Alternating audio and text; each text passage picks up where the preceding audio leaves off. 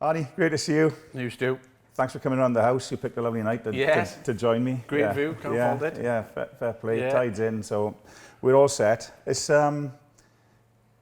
we had 10 years at Swansea together. Yeah, good years. Long while back. Yeah. Great years.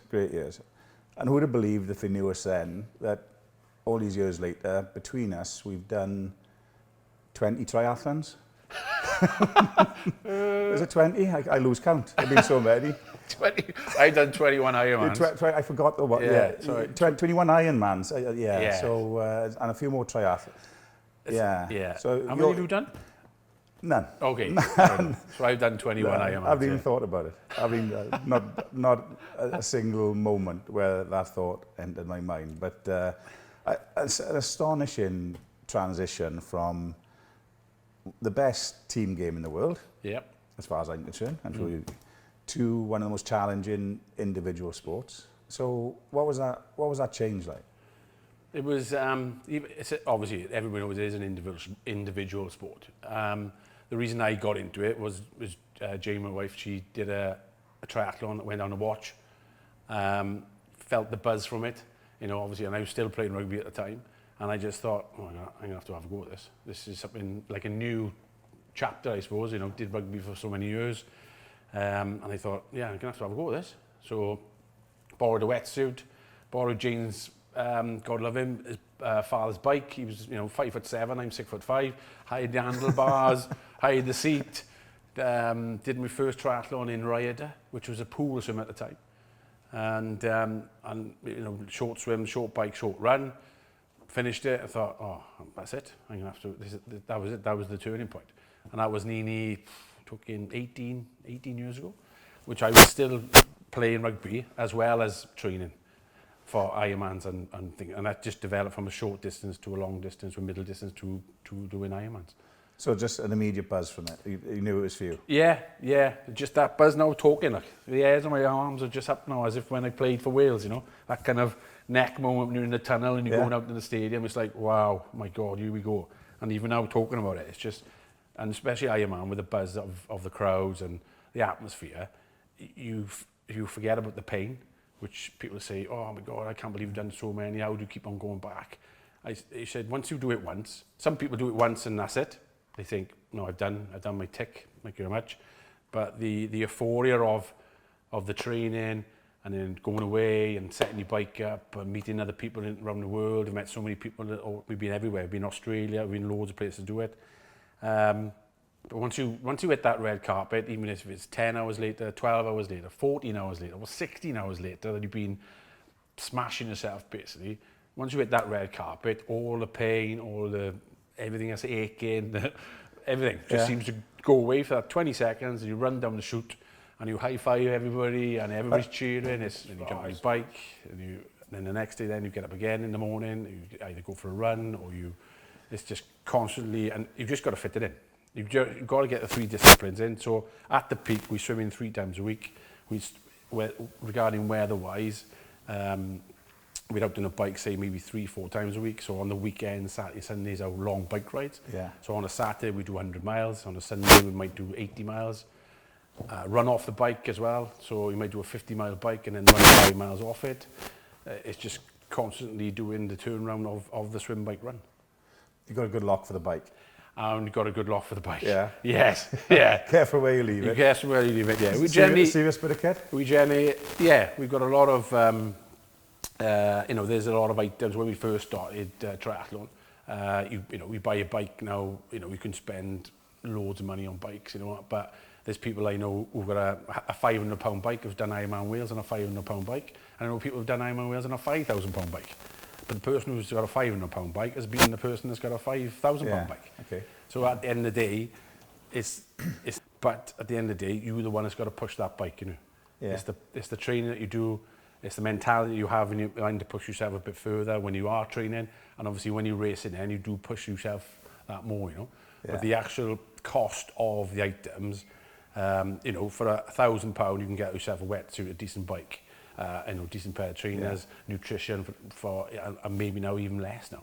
Yeah. But when people are spending X amount of money on kit, it's always nice to have a nice bike, isn't it? Yeah. But you still got to do the training to push the bike, because what a lot of people think is, oh, I'll spend £5,000 on a bike and it's going to take an hour off climbing in Tembe, and it doesn't happen. Yeah. You know, I know a guy in Tembe about, Unless it's got a motor on. unless he cheated, which unfortunately some people have been caught, and unfortunately that's, you know, that's shouldn't happen. But there was a guy about 5 years ago in Ironman Wales. He did Ironman Wales bike course on a single speed bike. That's one gear in Ironman Wales. For those people who know Ironman Wales, it's well, they reckon now it's the hardest triathlon in the world. Oh, right. Yeah, close to, because Lanzarote, they say now, has come back because they've changed the course slightly. Even the Rally Chopper had 3 gears. Even the Rally Chopper had 3 gears, yeah. So he was a Cat 2 cyclist, which is obviously, you know, Tour de France kind of standard, but still, getting around Ironman Wales in a single speed bike is phenomenal. Yeah. But he couldn't run. Oh, right, okay. Yeah. After he couldn't run. Yeah. And that's the thing with our triathlons, it's kind of like you've got to do the swim, then you do the bike, and after the bike, you've got to run 26.2 miles in an Ironman. Yeah, I remember now, that's why I don't do them. Yes. Yeah. Not built for that kind of distance. Not bad at golf. But yeah. So going with that equipment, the cycling, that's where you came across East Side Insurance, was it? With specialist cover and all that? Yeah. Yeah. You know, we've got, you know, it's you probably enjoying it. I think so anyway. Yeah. You know, your bike is the person that, you know, that you take care of that equipment, and on the day of racing, he'll take care of you. Yeah. So you know, and you would like to think that if you do leave it somewhere, or it's in your house, or it's in your garage, or whatever you put it in your car, that you are covered. Yeah. And you know, East Side have covered us for, you know, our house insurance, all our bike equipment, all our bikes, and you know, it's a lot of equipment to be covered for, because God forbid, touch wood, as you say, if it did go, then we know we are covered. Yeah, good stuff. Yeah. These Speedos as well, do they need insurance? Speedos, I don't know if you know the thing of Ironman Wales. I am known as the Speedo man, because the story as it goes, and it was a bit of a fluke actually, but the story goes, Jane wanted, we were going around the Ironman course one year, so Jane said, oh, will you come around? I said, yeah, no problem, I'll come around with you, it was fine, you know, did all the training together as we do. I said, yeah, I said, but it is, but I'm a faster swimmer than Jane. So I said, well, I'll get out of the water, I'll go to transition, because it's a kilometre run basically from North Beach to South Beach.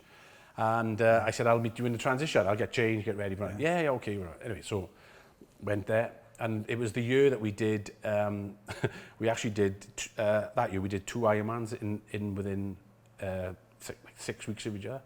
So we did Copenhagen Ironman, and we weren't really going to do Ironman Wales. But we got in through Princess Gate, and then we turned up. So we were literally like the last 2 numbers, right at the top of the zigzags in Tembe. So so it was basically, I said, all right, no problem. I said, I'll wait for you there. I said, oh no, I won't wait for you, I'll wait you in transition. Anyway, so as you go up the zigzags, pull my wetsuit off, and as I pulled my wetsuit off, I just had a pair of black Speedos, nothing else. I thought, oh no, wait now, I got to run through Tembe, a kilometre run in a pair of black Speedos, which is like, oh, okay, here we go. So I just took, and as you know me, I thought, well, in for a penny, in for a pound, here we go. So I just came out to the tunnel, basically out to the thing, went round, screamed my head off, shaking my hands, and then everyone was just like cheering and clapping, was high-fiving people, all that. Did the kilometre thing, got into the tent, absolutely knackered, because I absolutely sprinted myself to get there.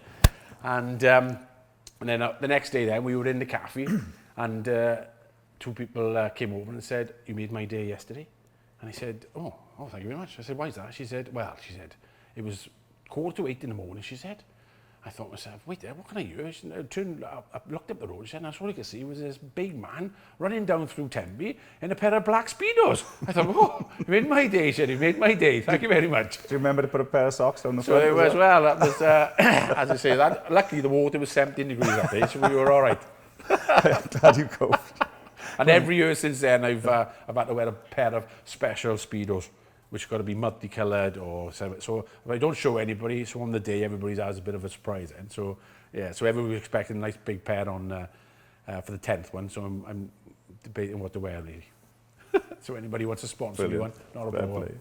And what's the first event going to be? When's the diary starting to fill up again? Well, we're hoping that Ironman Wales will run this year, because obviously of COVID, last year was the 10th Ironman.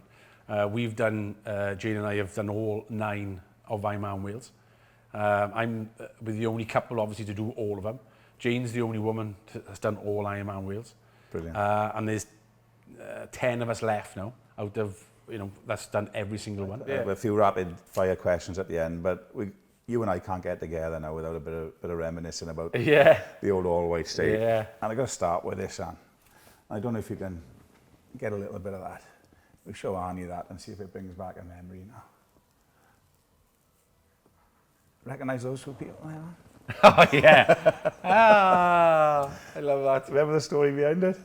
Is that really used to? You look a lot thinner there. Dude, look at that. Not bad looking, actually. I know. Yeah. We had a hell of a date, mine, Fed was too. I made a better looking woman then than I would now. Wow, look at that. Yeah. I was Canada, was Yeah. it? Yes. I was in a mall in That's right. Edmonton, Yeah, Alberta. Yeah. And you won the toss. And I won the toss, that's right, yeah. Well, that's got pride, that's still got pride of place in the Davis household, that is. It's a great photograph. What was that, 92? So that was the warm-up tour before the Aussie game, 92. Yeah, 92. So Yeah. not a bad tour, Anne. No. Not a bad tour at all. And they've been doing a lot of reruns of things during lockdown. Yeah. There's been a lot of reminiscing. A lot of people that perhaps previously missed out on, life before regions, I suppose, catching up with it. And that did you tune into any, or did you have a bit of did it create a bit of interest for you around the Australia rerun and that? A lot of people were messaging me saying, "Oh, you're on TV. The Australia game's on. What a great day we had when it was on a Wednesday at St Helens, and the weather it was all right actually. It wasn't too bad, and it was there's a lot of some of the Welsh games have been on in here as well. Yeah. So, but Australia was it was immense. It was And we partied for a while after that one. Oh yeah. If it was a celebration, you were always, in fairness, in the middle of it. Yeah. Right? You were life and soul Yeah. all the time. And it's fair to say you liked to drink back in the day. I mean, I can't believe we're just coming out of lockdown. I'm with you and we're not even having a beer. I mean, you really want to have a good hard look at yourself. But you were very good at it as well. You tested positive for Guinness a few times. Definitely, yeah. It was, yes, it was kind of I say rugby culture when it is kind of, have a drink after the game and all that. It's just my kind of drinking stories are a bit legend in some places. Yes, people say, "Oh, are you proud of it?" I said, "Well, no, it's not a thing to be proud of. It was just me. That was just me.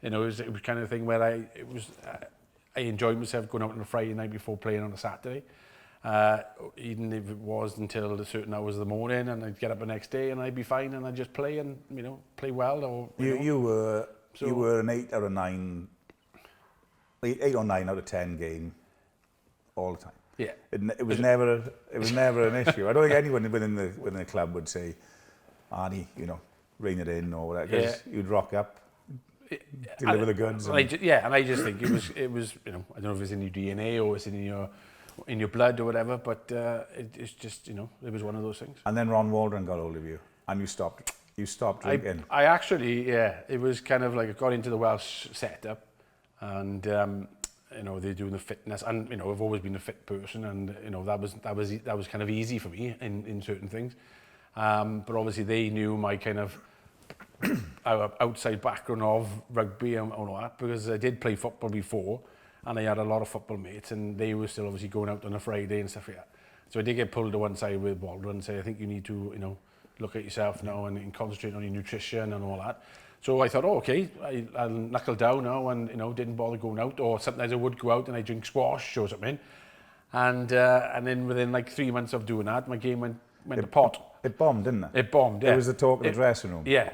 It was kind of like, and I was look across. If I walked into the dressing room and I looked, and the boys looked at me and went, "Oh no, he's stayed in, or he doesn't look like he's." It was the talk of the dressing room. Yeah. Like, when's Arnie going to start drinking again? Yeah.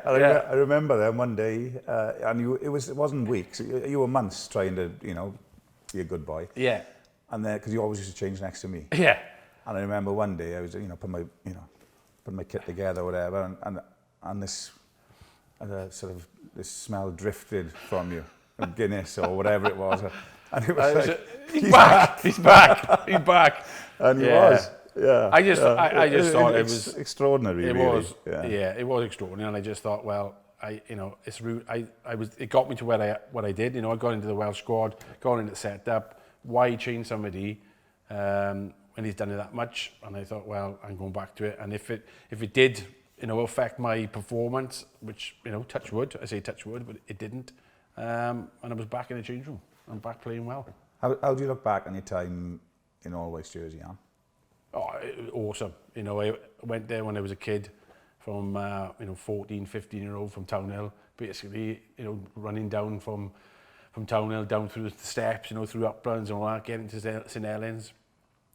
You know, looking at St Helens thinking, oh, one day will I get on that pitch, you know, because we used to train on the wreck on the right hand side, didn't it? You know, over a dull, you know, misty night with those little floodlights. And you always look to the scoreboard, you think, oh yeah, it'd be nice to, you know, maybe score or whatever, get on that, you know, precious field. And, you know, 18, 19-year-old, you know, from Townhill was there playing at St Helens in my first game, and I was just looking at it thinking, wow, unbelievable. Quite streaky in those days as well. Quite streaky, yeah. It was, you know, 15 stone soaking wet. Yeah. Going into the changing room with, you know, with Richard Moriarty and, you know, names of legends, basically, looking around the changing room thinking, oh my God, this is unbelievable. And I'll never forget it, you know, Rich Dick coming over to me, putting his arm around me and say, don't worry about it, I'll take care of you today. Yeah, and I knew that didn't matter what I did, I knew that he'd have my back, basically. And, you know, as you know, everybody had each other's backs, you know, that's what brought us together. Yeah. You know, we had a hell of a team, you know. Yeah, it was, I remember, we, you know, same youngster, and you'd have to get worked up. By the end of those 10 years we had together, you'd have your watch on and your legs crossed in the dressing room, waiting for the referee to knock the door, and not getting worked up or anything. It was just, okay, let's go out and watch off. Way to go. And that was the funny thing. That was my kind of last thing I did in the junior. Some boys wouldn't put their socks on, or they'd have to put their left sock on or their right sock on, or, you know, they special pants in it, you know, with holes in them until they die in death, you know, and those kind of things. But mine was my watch, and I think it was only twice in my career of, you know, numerous games. I think 700 odd games I played through my career, whatever it was. It was only twice I actually went out and actually played with my watch still on my wrist. And I actually, referee stopped the game and come out in and said, whoa, wait there, no. I said, what's up? He said, you've still got your watch on. I was like, oh yeah, sorry. I took my watch off, passed to the referee, and he was like, oh, can we carry on now? Yeah, carry on. But yeah, that was my thing in Swansea, was the last I remember it well. 2 minutes on the door, here we go. And I thought, yeah, okay, put the programme down, right, here we go, everything's fine, watching my bag, and let's go. And you went on forever. How many appearances did you say? I had, for Swansea, I think it was 328 appearances, because I was there until 2001, from 1988 to 2001. Your little sabbatical in Quins then. Then I went to Quins for 9 years. I went to Dunman for a year, Then I went to Quins for 9 years. Yeah. I left Carmarthen Quins at 41. And then I went back to Swansea then. And then at 41, Webster at the time was the coach. And he rang me up and he said, oh, do you still want to play? I said, yeah. I said, I'm still fit enough to play. I think I can still do the job. And he said, well, come down. He said, you know, I can't promise you any games and all this. And I said, oh, it's fine. I don't mind, you know, if you want to be part of the experience I had and all that to, you know, pass on to the youngsters. And lucky for me, or unlucky for the other second, he'd broke his ankle about 2 weeks that I'd been there, and literally I was like in. So I'd played, you know, a number of games that season. So, you know, at 41-year-old, I know people, I was going to like certain places, and they were like looking at me thinking, no, it's not, is it? Is that Paul Arnold? Is that like the Paul Arnold who used to play in the 90s?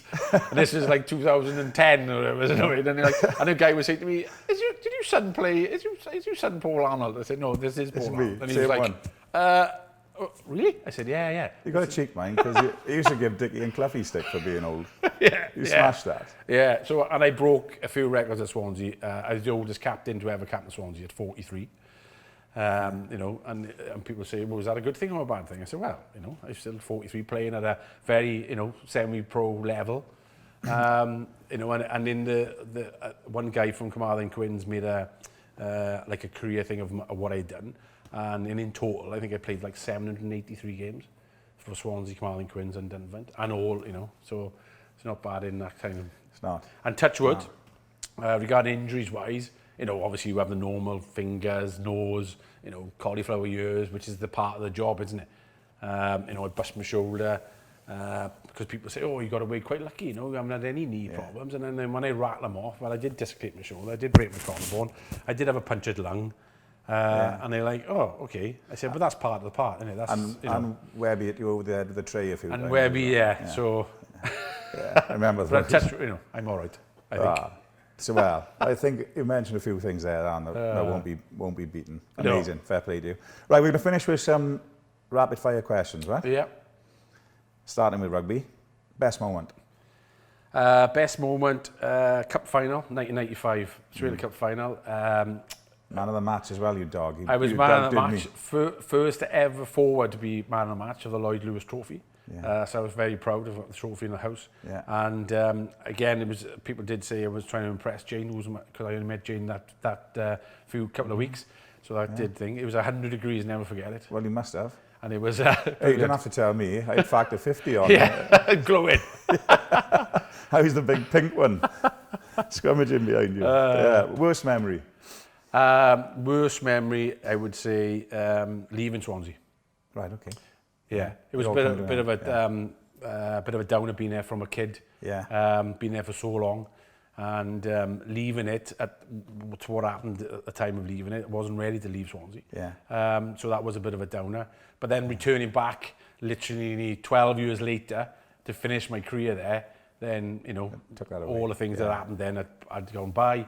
You know, but to finish there on the field and just turn around and wave, clap the crowd and so on, to come off it at 43, you know, brilliant. Yeah. There's another story, you know. Yeah, well, you've got to celebrate success, Anne. Yeah, that's right. Yeah, right. Ironman, best time recorded. Ironman, best time recorded, 10 hours, 56 minutes. Copenhagen Ironman. So obviously 2.5 mile swim, 112 mile bike and 26.2 mile marathon to finish. 10 hours, 56 minutes. Is it all downhill? No, Copenhagen is pretty flat, as people know. Yeah. But what we say in Ironman terms or triathlon terms, it was the perfect race. It's literally everything went well before. The training went really well. All the nutrition went well through the race. The swim came out of the water. Got on the bike, smashed the bike at the time. You know, under 5.5 hours for the bike, and then got off and then did a 4:12 marathon. So to do a 4:12 marathon off a 112 mile bike and a 2.5 mile swim. And at the time, you know, it's not, you know, I'm still weighing, you know, when I did Copenhagen Ironman, I was still weighing like just under 17 stone. So it's not bad for a big fella, is it? A lot of weight, yeah. Yeah. Hey, so you're impressing me, like, you know, coming out in the sweat, just thinking about it. Favorite destination for an Ironman? Well, 2 years ago, it was our 20th wedding anniversary. We went to Australia to celebrate our 20th wedding anniversary. And funny enough, unbelievable, which people still don't believe, Ironman Cairns was on the time that we were going to Australia. So you can't go to Australia when there's an Ironman on and you're an Ironman athlete, can you? You've got to do it. Yeah. So it was kind of like, and Jane was like, are you serious? I said, we can't go to Cairns on the day that we're there and there's an Ironman on, we've got to do it. And he was like, well, what about our bikes? What about this? Yeah. What about nutrition? And to get into Australia, you know, you can't take stuff in, you can't, like, so it was literally, you know, we trained for it, you know, because it was obviously in June. We knew it was going to be like 20, 26, 27 degrees. We literally turned up, you know, we left here on a Sunday, got there on a Tuesday. We hired bikes, you know, we literally took our own helmets, we took our own shoes, we hired bikes that we never cycled before ever. We just basically fixed them all up to the sizing that we wanted, or make sure everything was fine. We took them around the block in Cairns, and then we went to where we were doing the race, find out where the swim was to make sure we were with the bearings, and we did it together basically. So in Ironman, you can't draft on a bike. So the swim we stuck together. We just basically saw, and you were saying about mental and that was out the window because we were literally on a 3-week holiday. It's an Ironman event, okay, but obviously that was our 20th Ironman that we'd done, because Jane's done obviously 21 as well. So it was our 20th Ironman, and it was like, oh, I'm sorry, we just use it as a training day. So all these other people that were surrounding around us were absolutely doing the nuts, absolutely pantsing it. We were just so chilled out. It was like, yeah, we just turned up. It was our 20th wedding anniversary. We thought, we'll do Ironman Cairns. And that's what we did. So we did the swim together, came out of the water, back and forth on the bike, make sure everything was okay, got off the bike, did the marathon together, and we finished crossing the line together. And it was unbelievable that people in Verdi's was watching us cross the line. So we crossed the line something like after 10 at night in Australia, and they were in Verdi's having coffee and all that, watching on an iPad, because it was live TV basically on in there. It was brilliant, absolutely brilliant. That's a great It's story. awesome. Fair play. You mentioned your lovely wife, Jane, you're training together, doing the Ironman together. Who's the best, you or Jane? Well, actually, we don't, because people say that we don't compete, and we don't. In Ironman, you're lucky. Some courses you do laps of certain things, so you do pass each other. Yeah. But on some bike courses, you don't. So you don't see each other. So you start at 4 o'clock in the morning. You're eating your porridge, and 4 o'clock in the morning, because you start the race at 7 o'clock. So you see Jane at that time in the morning. You say, you give her a kiss goodbye as you go to swim, because I am a stronger swimmer. I don't mind going in amongst it. I'm about an hour swimmer, so I get amongst all the headbanger. And Jane says, it's your, you've played rugby all your life. That's like the scrum in the water, basically. There's people swimming over you, there's people swimming under you, getting kicked, you're getting punched. It's great, isn't it? I love it. I absolutely love it. And, it's just part of it. I just love it. Fair play. When will you stop? Again, people have asked us when we stop. I think we stop when we can't do it anymore. Remaining ambitions in it? I'd like to do it when I'm in my 70s. That would be the goal. At the moment, we A few years yet. we've done 21 Ironmans in, I think it's 18 years that we've been doing. Obviously there's a lot of road coverage, a lot of we hit pounding roads, all that. So you have got to look after yourself.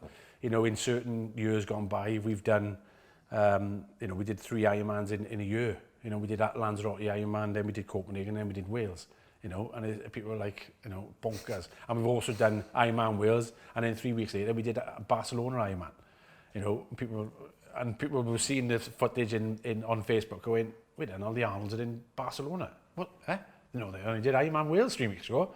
So we didn't tell anybody. We just went to Barcelona and did Ironman Barcelona, because we just thought, well, we're fit enough to do it, and we just went there. And we had decent times. Jane had 12:23, and I had 11:24. So, but that you're talking maybe 8-9 years ago, which is still in my 40s. Yeah. But I think if you take care of yourself, look after your body, it'll look after you. Amazing. You've talked about. I can see how passionate you are about your time with the Whites. Yeah.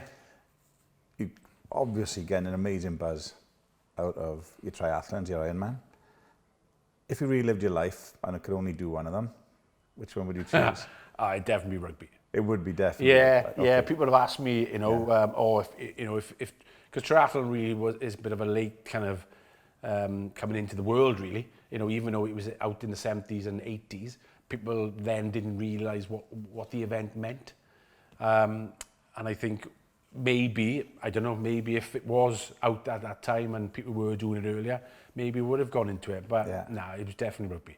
Yeah, that was definitely the main thing. And at the time I was still playing at a certain level.